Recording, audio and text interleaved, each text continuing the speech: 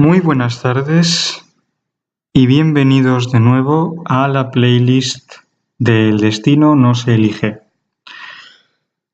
Bueno, hoy como lo veis estamos en un background distinto, estamos en un escenario distinto y espero que eso ayude a la fluidez del vídeo. Hoy vamos a pasar a la lectura del segundo capítulo, que contando el prólogo será el tercer vídeo que nosotros tengamos aquí en esta playlist.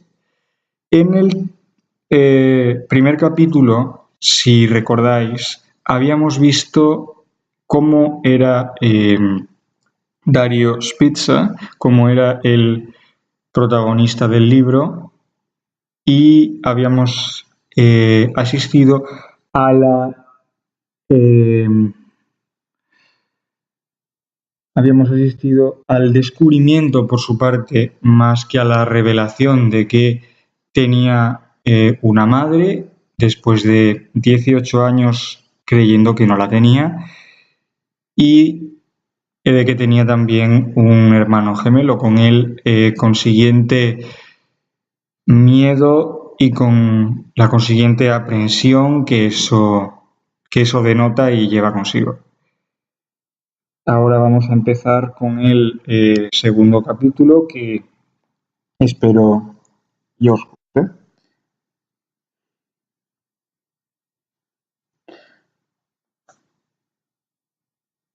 Esperad un momento.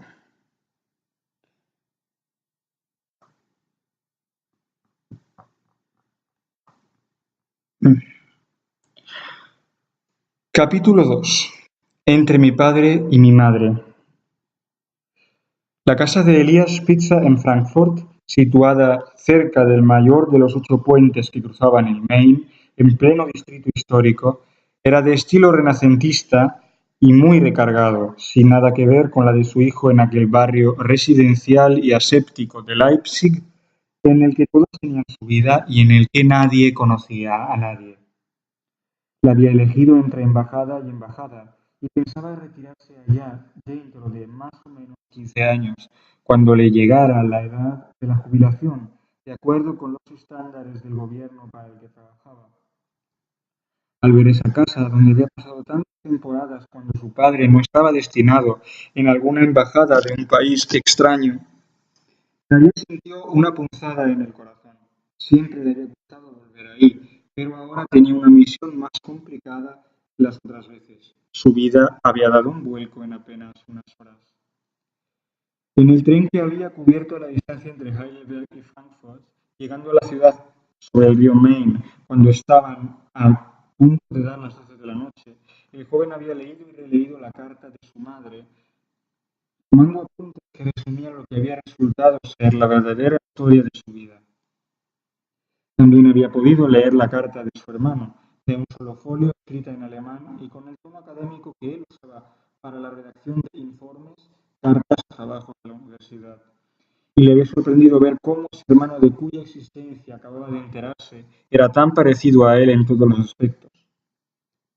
Darío, no sé si recibirás esta carta o si nuestro padre te la ocultará, como ya hizo con las demás que le he mandado a lo largo de todos estos años. Por ello seré breve, pues no quiero contarte nada más de lo imprescindible, esperando que pronto vengas a Colombia y pueda por fin abrazarte en persona y decirte lo mucho que te he echado de menos. Llevo los apellidos de nuestro padre, aunque él no me quiso reconocer como hijo suyo y de nuestra madre. Y te confieso que me siento avergonzado de que nuestro padre jamás haya reconocido que tienes derecho a llevar el apellido de tu madre, que está viva, como habrás podido comprobar por la carta que te ha enviado. Te diré que estoy conmocionado por el hecho de que esta carta pueda llegar finalmente a tus manos. Estoy informado del decurso de tu vida a través de cartas de nuestro padre. Nos mandaba una asignación todos los meses, pero ninguna de las que te he mandado ha llegado a su destino. O si lo ha hecho, no te has dignado a responderme. No te culpo, ya que ni siquiera sabías que existía. Espero desde ahora que puedas venir a Colombia a acompañar a nuestra madre en el momento de su tránsito final. y ya desde ahora te envío el abrazo más fuerte que pueda existir, y te abro los brazos para estrecharte entre ellos, en el mismo momento en que pongas los pies en nuestro país. Tu hermano que te adora más que a nada en este mundo, Elías Spitzer Arizagoitia. Cuando llegó a la estación de tren de Frankfurt, todavía con la carta de su madre que empezaba a estar cada vez más sobada entre las manos, Darío había estado tentado de ir directamente al aeropuerto para coger el último vuelo a Madrid y desde allí hacer conexión para Bogotá, pero se dio cuenta de que si quería llegar a Colombia sabiendo todo acerca de su pasado, primero tenía que interrogar a su padre, por mucho que le doliera. Sabía que estaban en mitad de la noche, pero también sabía por experiencia que su padre no se acostaba nunca antes de las 2 o las 3 de la mañana, pues se quedaba despierto la mayoría de las noches llevando a cabo resoluciones judiciales o cursando cartas oficiales a diplomáticos amigos. Por lo tanto, no le sorprendería demasiado que su hijo llamara a su puerta a las 12 en punto de la noche. Tras haberse decidido a llamar a la puerta, Darío se acercó a la verja de hierro y llamó 3 veces golpeándola con la aldaba de bronce en forma de leopardo, un animal que según su padre tenía poderes totémicos y que siempre les protegía de todo mal. Era otra de las creencias de Elías que no tenían sentido, pero si había leído bien la carta de su madre, había aprendido técnicas para ayudar a nacer a niños directamente de las curanderas indias. ¿Sería posible que Elías hubiera pasado algunos años entre las tribus indias y que éstas le hubieran transmitido sus conocimientos en pago por lo que fuera que hubiera hecho? Fuera lo que fuese, no tardaría mucho en averiguarlo.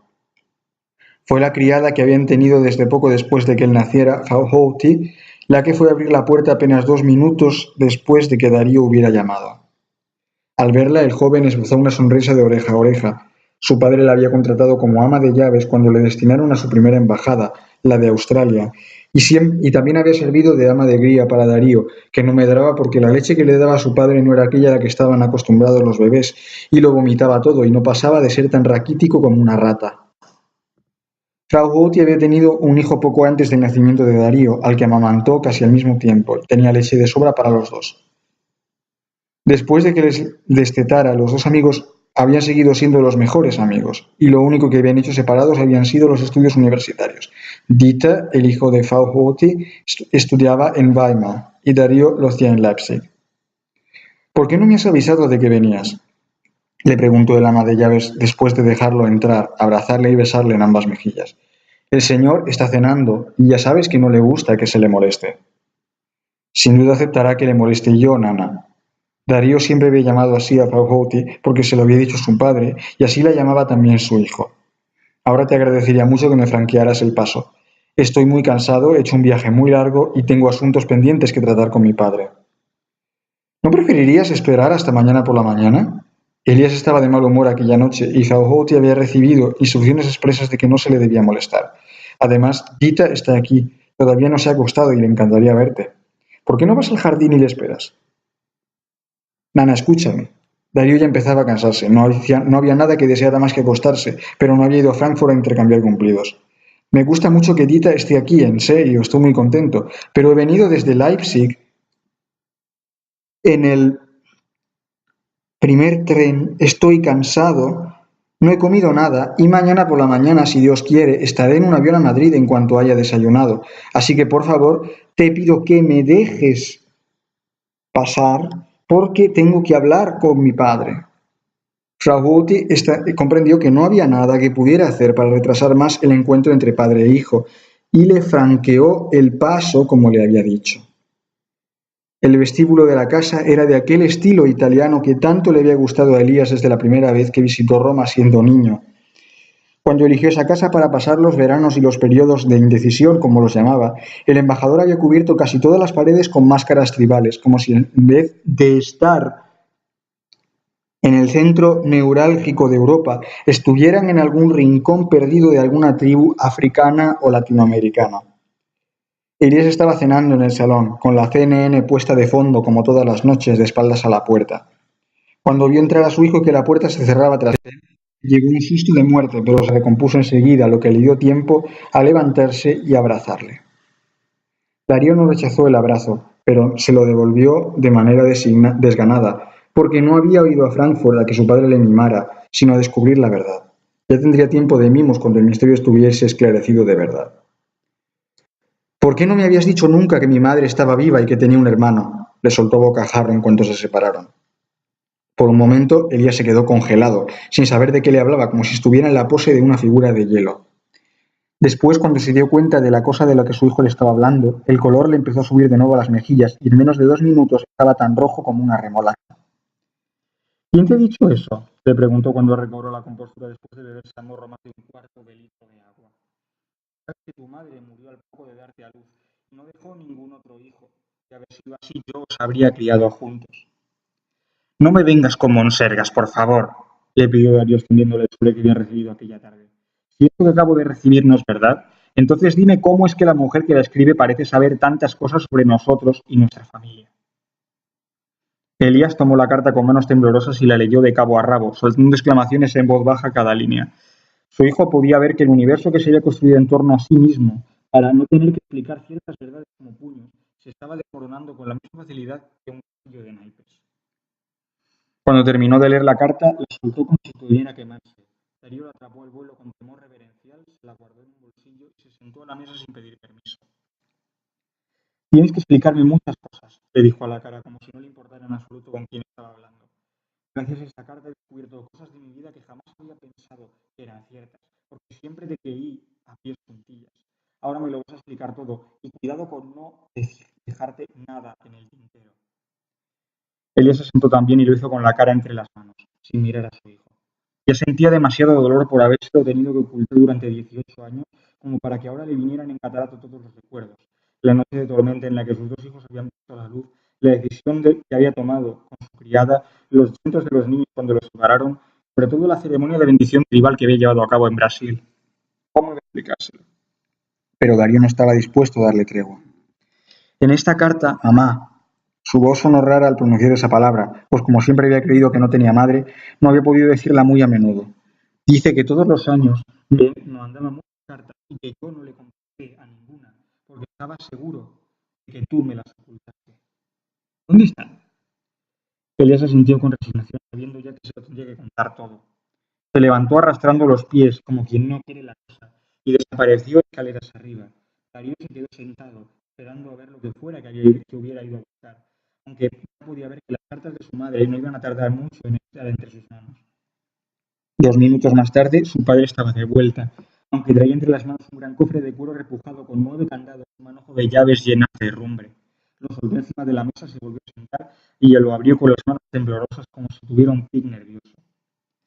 Aquí está todo lo que tu madre te ha mandado durante estos años, confesó mientras le alargaba el cofre abierto. Estaba seguro de que algún día te lo tendría que contar todo, pero no estaba preparado para que llegara este momento. Todavía no. Al joven le faltó tiempo para lanzarse sobre aquel cofre lleno de legajos amarillentos y desvaídos. Metió las 2 manos en la caja y empezó a sacar papeles a puñados, teniendo cuidado de no encajar ningún pedazo de su precioso contenido, porque sabía que cada palabra podía contener un trozo de su pasado sin el que el rompecabezas no podría resolverse por completo. Los sobres estaban atados con cordeles que se habían podrido con el paso del tiempo, y cuando los tocó, los mismos cordeles se quebraron, como si hubieran estado esperando a que llegara para abrirse ante él y revelarle todos sus secretos. Me llevaré todos estos sobres, decidió cuando los hubo terminado a placer, porque ahora no tengo tiempo para leerlos todos, y estoy más interesado en que tú me cuentes lo que has ocultado todos estos años. Así que empieza a contar. Tengo tiempo antes de que salga el primer avión de la mañana a Madrid. Elías suspiró profundamente. Durante 18 años había creído que ocultando las cartas de su madre biológica y de su hermano a los ojos de su hijo, le estaba protegiendo de un destino que se había revelado irreversible. Y ahora Darío le decía que era su intención marcharse a España para de allí ir a Colombia a buscar su pasado.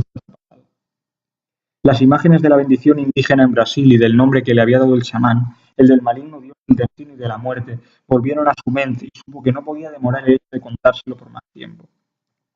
Que la culpa cargara sobre él hasta el fin de sus días, pero lo que más temía en el mundo acababa de llegar, y él no era quien para negarse al destino. Lo primero que tienes que saber es que yo soy medio indio, le dijo en voz tan queda que Darío tuvo que inclinarse para percibirla. Mi madre era chamán de la tribu Yamaray, en el Brasil amazónico, y mi padre era de padre alemán y madre crié en Leticia, en el Amazonas colombiano, en la frontera entre Perú, Colombia y Brasil. Y cada vez que mi padre estaba de viaje, mi madre me llevaba con su tribu. Fue allí donde aprendí a rezar a los dioses indígenas y a confiar en sus designios más que en cualquier augurio de un dios cristiano cuya presencia no se nota. Así que por eso se negaba a venir conmigo a la iglesia. Se dio cuenta Darío que estuvo a punto de echarse a reír de manera histérica.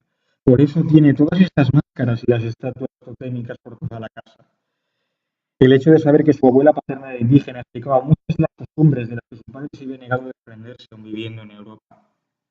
Cuando cumplí los 12 años, mi padre me mandó aquí, a Alemania, a que completara mis estudios en Leipzig, donde ahora vives tú.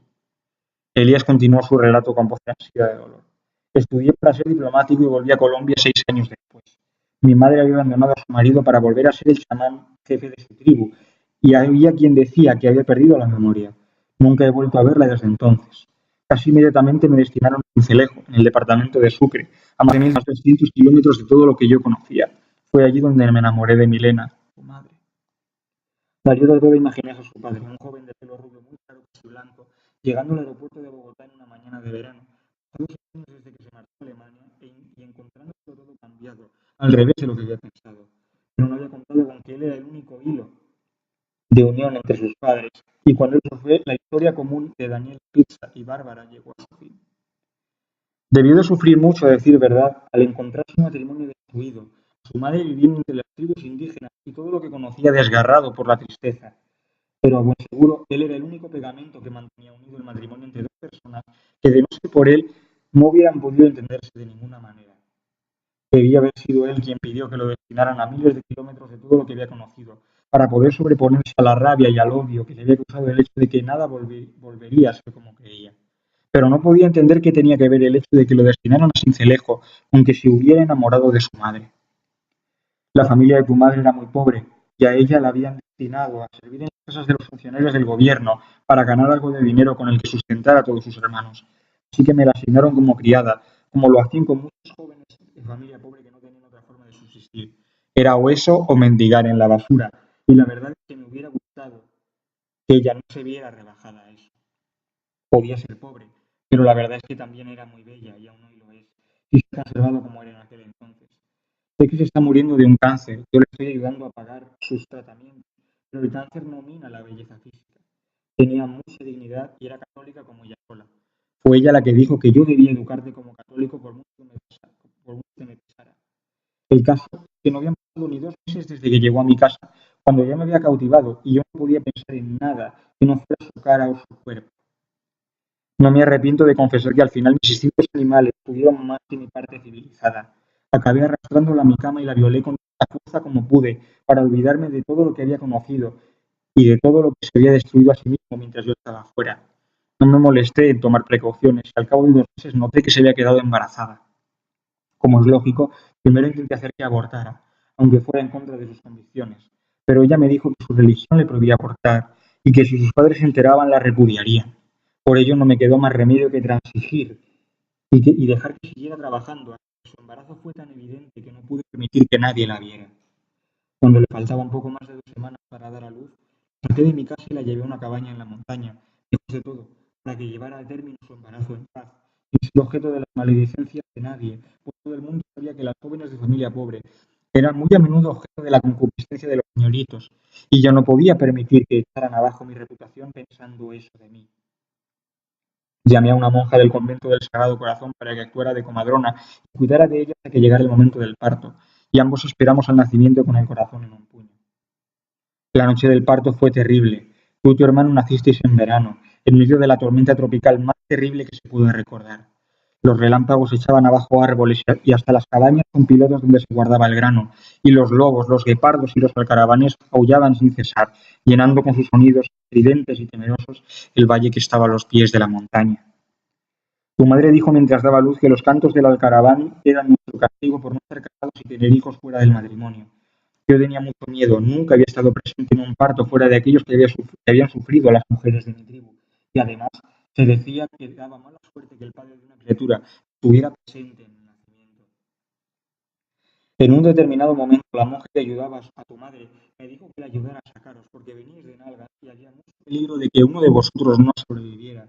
Fue la primera vez que alguien me dijo que iba a ser padre de gemelos, y la primera vez también que pensé que debería deshacerme de uno y llevarme al otro.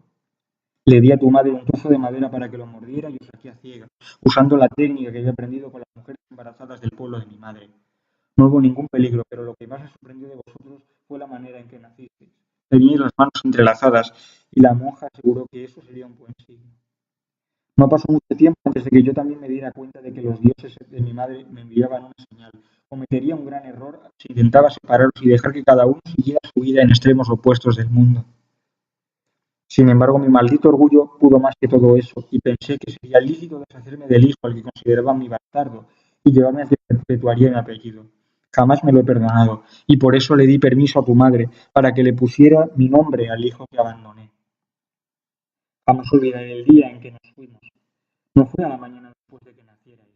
Tu madre era muy supersticiosa y decía que si os separaba demasiado pronto no os reconoceríais. Pero el tercer día después del parto yo ya estaba dispuesto a marcharme. Te cogí en brazos, pusisteis a llorar con un vacío que me desgarraba en el alma. Tu hermano alzaba las manitas buscándote y al no encontrarte las cerraba como si me estuviera amenazando. Fue por ello por lo que en el último arranque de paternidad que tuve, me quité la medalla de la Virgen de Chiquinquirá y la puse en torno a su cuello. Nunca se la ha quitado según tu madre. No fui directamente a Bogotá para coger el avión a Europa. Algo me decía que debía someterte a una bendición tradicional de las que realizaba el pueblo de mi madre, porque si no los chamanes serían la culpa de no seguir las tradiciones ancestrales. De modo que llegué a Puerto Leguízamo contigo en brazos, y desde allí subí en una canoa y recorrí el Amazonas durante 5 días para llevarte al encuentro del pueblo de mi madre. Ella había muerto, y un hombre viejo de piel apergaminada y pelo quebradizo blanco como se me llamaba ahora, fue el que te cogió en brazos y te dibujó el símbolo de la media luna con un tinte natural, ese símbolo que yo me he negado a borrarte, porque de acuerdo con la simbología de mi pueblo, te protegería de todo mal, de tus propios espíritus malignos. Después puso una hoja de coca entre los labios y puso el nombre indígena de Chamay Minaré, el dios indígena del destino y la muerte. En un principio me negué a creer que ese nombre te influyera en algo, pero al final he acabado dándome cuenta de que no se puede escapar del destino. Al concluir su padre aquella historia que tenía más de macabra que de verdadera, Darío se llevó instintivamente la mano a la frente, donde tenía pintado el símbolo de la media luna al que Elías acababa de hacer referencia. Así que no solo era nieto de una curandera india, sino que también tenía un nombre indio. Lo paladeó en silencio para acostumbrarse a su sonido. Tamay Minaré era un hombre melodioso, misterioso y siniestro a la vez, como si entrañara algún oscuro secreto. Te agradezco que me hayas contado esto, le dijo a su padre con una genuina sonrisa en los labios, pero necesito otra cosa más de ti. Elías lo miró con cara de cordero degollado, como si no supiera ya qué darle para que le dejara en paz. Se notaba que estaba sufriendo visiblemente, y Darío lo sentía por él, pero todavía necesitaba una pieza más del rompecabezas para dejarlo todo atado y bien atado. Necesito que me enseñes la lengua de los indígenas. Darío miró a su padre con unos ojos que no admitían réplica. Cuando llegue a Bogotá, antes incluso de ir a buscar a mi madre y a mi hermano, quiero que ver ese gran río del que me hablas, el que tú remontaste aquellos días, y encontrar al chamán del que me has hablado. Quizás él pueda decirme lo que me depara el destino. Elías, que yo creía que ya creía que le iba a pedir algún detalle escabroso de su vida, ensanchó la tímida sonrisa que había empezado a esbozar cuando Darío le pidió que se lo contara todo.